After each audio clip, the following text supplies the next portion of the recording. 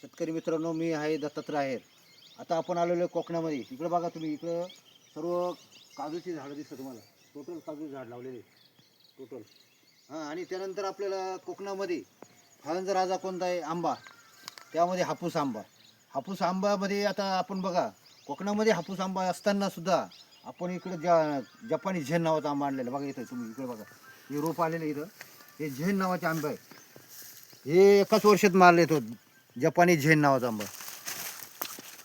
आणि याला लागवड केल्यानंतर पुढच्या वर्षी याला आंबे येणार आहेत. तेव्हा इकडे तुम्ही बघा, इकडे या. त्याच्यामध्ये ना इथं बघा, इकडे काजूची झाड आहे. या दोन काजूच्या गल्लीमध्ये आपण जपानी झेन नावाचा आंबा लागवड केली. इथं काल आमच्या सुरुवात झाली इथं लागवड करण्याची. हे बघा इथं आहे. हे काजूच्या दोन्ही गल्ल्यांमध्ये आपण दोघांच्या गल्ल्यामध्ये आंबा लावलाय, जपानी झेन नावाचा आंबा. हा 3-3 फुटाला लावलाय. इस्रायल पद्धतीने आपण अति घनदाट लागवड करून याची 2 वर्षात 2-3 वेळेस कटिंग असते.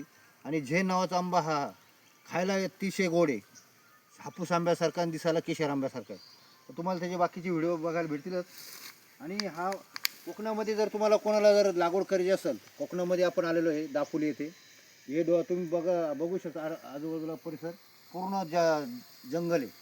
आणि ज्याचे पण शेतकरी आहे ते लागवड करण्यासाठी इच्छुक असतील त्यांनी आमच्याशी संपर्क करावा. माझा मोबाईल नंबर आहे 9922590860.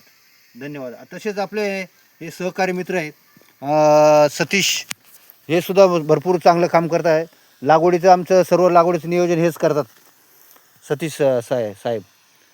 बघा, तुम्हाला जर कोणाला लागवड करायची असेल तर तुम्ही अत्यावश्यक संपर्क साधा. परत तुम्हाला एकदा मोबाईल नंबर सांगतो, 9922590860. धन्यवाद.